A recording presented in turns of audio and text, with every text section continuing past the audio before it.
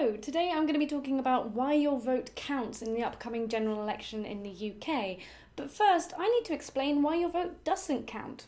For hardly anything. So the voting system we have in the UK is known as first past the post. This means that people vote in an area for a candidate to represent their constituency. One MP is elected, and to win, they just need the most number of votes. They don't necessarily need the majority of the votes. So that means it's quite possible and fairly common for an MP to win in a constituency on just 40% of the votes, and the majority of the people did not vote for that candidate. Effectively, what this does is it creates a sort of two-party system. The two biggest and most popular parties, the Conservatives and Labour, dominate the political landscape. This is a real problem for the smaller parties because they just can't compete with the more popular parties and candidates. So they often lose out, which is a real shame because it might actually be the smaller parties where people feel more engaged and feel more represented by their policies. This is what causes the need for tactical voting, which is where you vote for someone you don't support in order to stop someone you support even less from winning. And any system where you have to vote for someone you don't believe in is clearly ridiculous and unfair. But the main problem that people talk about with the first past the post system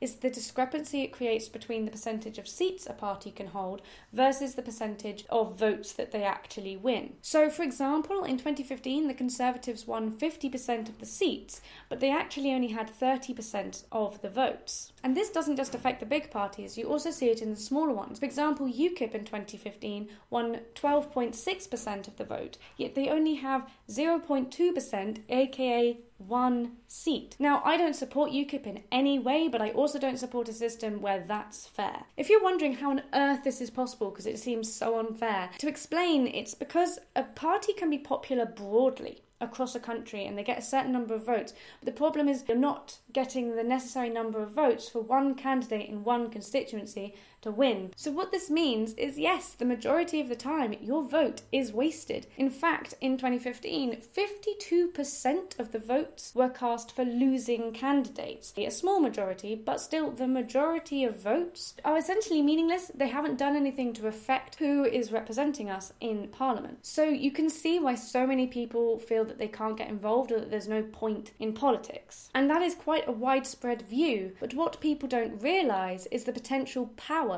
of the non-voters. It's not voting that allows candidates to win without the majority of votes, because if those people had voted, it would have drastically changed the proportions of the votes. In 2015, there was a 66% turnout. This means that 34% of eligible people did not vote. That means a third of our country's citizens are having decisions made about their everyday lives without them having had any input or opinion on how that happens. The non-voters outnumbered the support for any single political party in both 2010 and 2015. So to put this into context, talking purely hypothetically, if every single one of those non-voters voted for Labour, even within our broken system, there would be an increase in the support for Labour in all of the constituencies and they would win an overwhelming majority and completely change our political makeup. Obviously, that's purely hypothetical, it's completely impossible, but it does go to show the potential power non-voters have to change everything. One of the biggest concerns about the group of non-voters is the disproportions within it, and that's why people keep on talking about the importance of the youth vote. In 2015, only 43% of 18 to 24-year-olds voted, compared to 78% of 65 and over. Now, it's easy to think, well, that's just because they're young people and politics is boring and they don't care, but it's not always been that way. As recently as 1992, 63% of young people voted. The problem with this youth apathy is that it creates a vicious circle. We don't vote.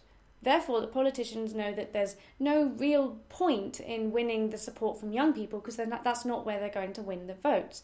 Therefore, they don't bother making youth-directed policies, which means that we don't feel represented by them, so we don't vote. And you might be wondering, well, what does it matter? Would the youth vote have much impact? But that's where the party preference gap comes in. Looking at votes for Labour. In 2015, 43% of young people voted for Labour, compared to 23% of old people. Now, this is pretty standard. The youth do tend to be more left-wing. But this particular statistic shows what a clear difference there is between the views of the generations. But the lower turnout in the youth means that these views are not represented and these voting proportions does not have an effect on the composition of Parliament. If youth turnout matched the 78% of 65 plus, presuming that the proportions of which party people voted for is about the same, there would be a rise in the share of the vote for Labour. It wouldn't actually be that much more, it'd only be about 1%, but this would be enough to turn between 5 and 10 Conservative seats into Labour seats. Again, doesn't sound a lot, but this is going to be a really tight election. The Conservatives currently have a 12-seat majority, so if you took 10 of those seats away, then Conservatives would lose their power, there would have to be a coalition, and Labour would have a much stronger stance in government. It is important to realise that the youth votes for Labour tends to be in cities, because most young people live in cities, and cities tend to be Labour safe seats. Therefore, the extra votes for Labour might just be happening in Labour safe seats and therefore not actually increase the number of Labour candidates. So the effect could be quite minimal, but this is where tactical voting comes in, particularly for students. Students have 2 addresses, therefore they can pick which constituency they vote in, and they can look at which one where their vote might count for more. The problem is, as I said with the vicious circle before, is that it's particularly young people that feel disenfranchised with politics, and that's where spoiling the ballot comes in. Ruining your ballot paper acts as a protest vote, but if you're thinking of doing this, it's really important that it is registered as such. You cannot just leave the ballot paper blank. Then it's just marked void for uncertainty and it counts for nothing at all. To make it a protest vote, you must show a clear line through the options and write none on the ballot paper. So again, looking back at the power of the non-voters, they're clearly disenfranchised in politics because they don't see the point in getting involved. But if they registered a protest vote, then that would be 1/3 of our country showing that they don't trust our political system, and that would be huge. This would have to be acknowledged and addressed by both politicians and news reporters. If you want to find out more about how to do a protest vote and what possible effects it could have,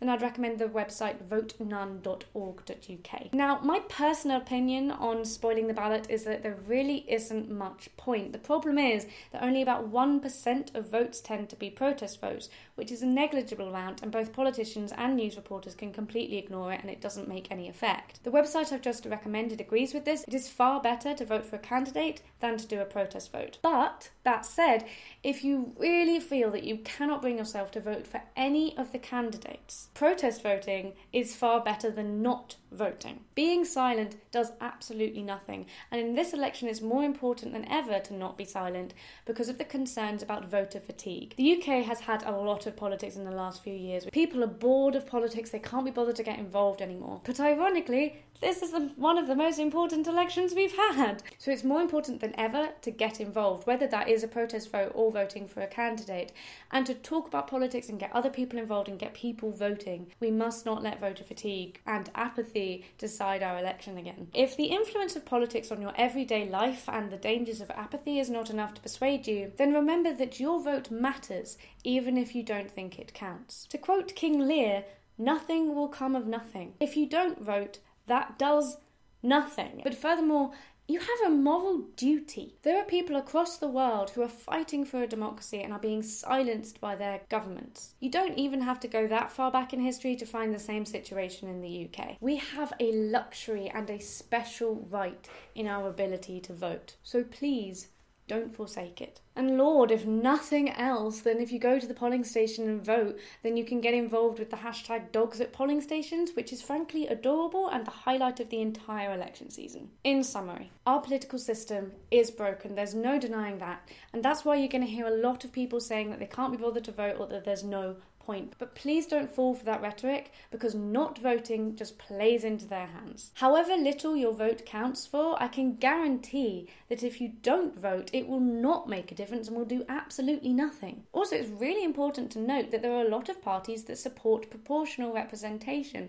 which is a much fairer system. Parties that have policies on looking for electoral reform include Labour, SNP, UKIP, Lib Dems and Greens. So that's a wide range of political views there. You may notice that missing from that list is the Conservatives.